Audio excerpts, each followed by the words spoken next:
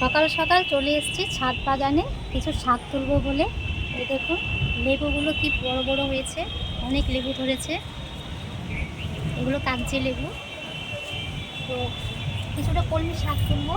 দেখুন কলমি গাছ লাগিয়েছি 3 বছর আগে বাজার থেকে এক আটি কলমি শাক নিয়ে শাকগুলো খেয়েছিলাম, আর ডাঁটা কিছু ছিল সেই ডাঁটাগুলো একটা ক্যারেটের মধ্যে লাগিয়েছিলাম। তো 3 বছর ধরে ছোটো ছোটো গাছ হয়েছিল, পাতাগুলো তুলে তুলে খেয়েছি। আর 6 মাস ধরে দেখুন এই গাছটা কতটা বড় হয়েছে। এই যে করমচা গাছ, করমচা ধরে আছে গাছগুলো, দেখুন কি সুন্দর লাগছে দেখে, এবং লাল লাল। আর এই করমচা গাছের মধ্যে কলমি শাকটা পুরো লতিয়ে লতিয়ে সুন্দর লতিয়ে আছে, দেখুন দেখতে কতটা সুন্দর লাগছে। তো এখান থেকে কিছুটা কলমি শাক তুলে নেব।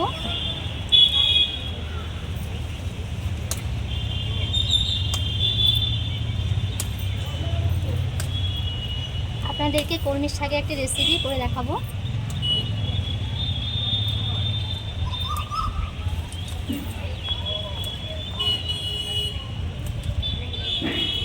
কালকে রাতে বৃষ্টি হয়েছে, দেখুন পাতাগুলো একদম কি সুন্দর ফ্রেশ।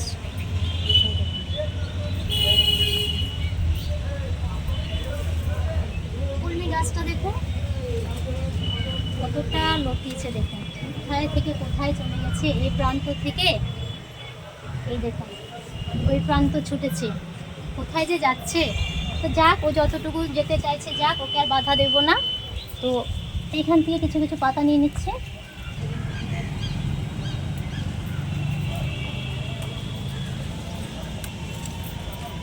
ছোলার ডাল দিয়ে কলমি শাকটা করবো।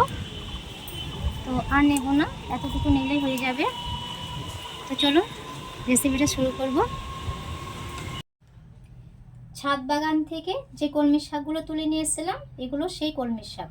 কলমি শাকগুলোকে ভালোভাবে বেছে 3-4 বার জল পাল্টিয়ে পাল্টিয়ে পরিষ্কার করে ধুয়ে নিয়েছি। শাকগুলোকে একটা ছুরির সাহায্যে ছোট ছোট করে কেটে নেব।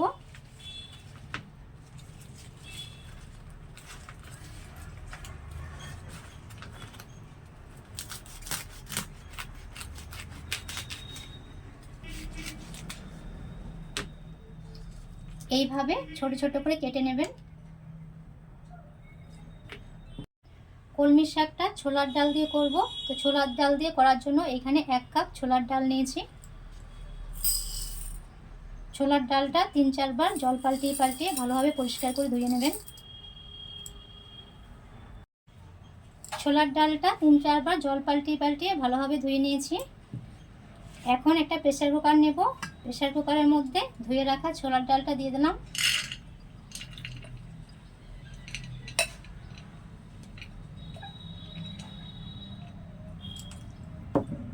ছোলার ডালটা সেদ্ধ করার জন্য পরিমাণ মতো জলটা দিয়ে দেব।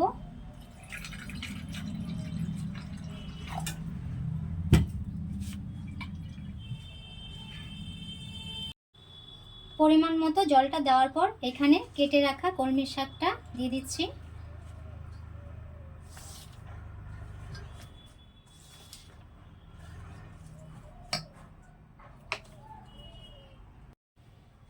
শাকটা দেওয়ার পর এখানে কিছুটা কাঁচা লঙ্কা দিয়ে দেব।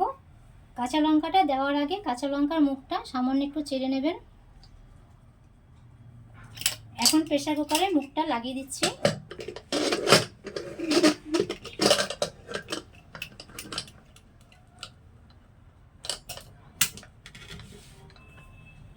গ্যাসের ছোট ওভেনটা অন করে দিয়েছি। অন করে প্রেসার কুকারটা বসিয়ে দিয়েছি। গ্যাসের ফ্লেমটা হাইতে রেখে 4 থেকে 5টা সিটি দিয়ে নেব। ছোলার ডালটা 4 থেকে 5টা সিটি দিয়ে নিয়েছি। এখন ডালটা দেখে নেব।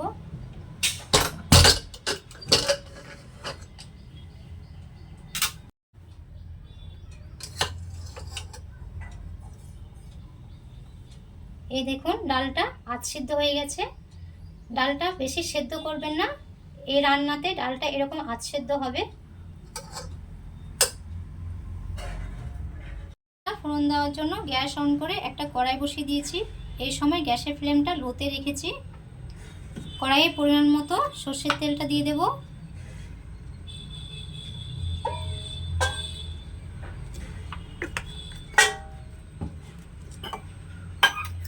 তেলটা গরম হয়ে গেছে, এখানে একটা শুকনো লঙ্কা দিয়ে দিচ্ছি। শুকনো লঙ্কাটা দেওয়ার আগে একটু ফাটিয়ে দেবেন।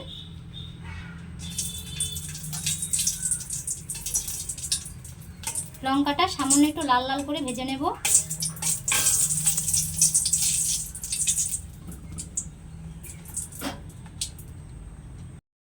লঙ্কাটা লাল লাল করে ভেজে নিয়েছি। কিছুটা রসুন থেতো করে দিয়ে দিচ্ছি। রসুনটাও লাল লাল করে ভেজে নেব। সামান্য একটু ভাজার পর এখানে সেদ্ধ করা ডালটা দিয়ে দেব।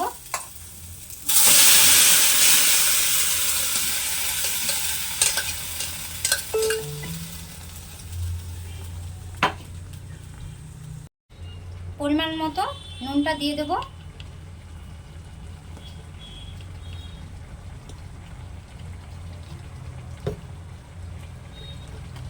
আর দিয়ে দেব সামান্য একটু হলুদ। হলুদটা বেশি একটা দেবেন না, সামান্য একটু দেবেন। হলুদটা দেওয়ার পর ডালটা ভালোভাবে নাড়াচাড়া করে নেব। এই ডালটা সামান্য একটু শুকনো শুকনো হবে। শুকনো শুকনো হলে ডালটা খেতে বেশ ভালো লাগবে। আপনারা একবার বাড়িতে ট্রাই করে দেখবেন। কলমির শাক দিয়ে ছোলার ডালটা ফাইনালি রেডি হয়ে গেছে। তো নামানোর আগে সামান্য একটু এখানে চিনি অ্যাড করব। এটা অপশনাল, আপনারা চাইলে দিতে পারেন, তবে চিনিটা দিলে এটা টেস্টটা একটু ভালো আসে।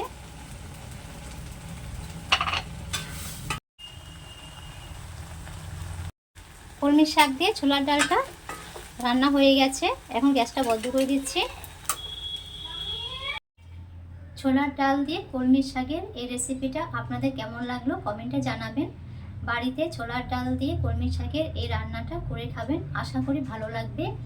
আজ এই পর্যন্তই, দেখা হচ্ছে পরবর্তী একটি রেসিপিতে। সবাই ভালো থাকবেন, চিরসবুজ থাকবেন।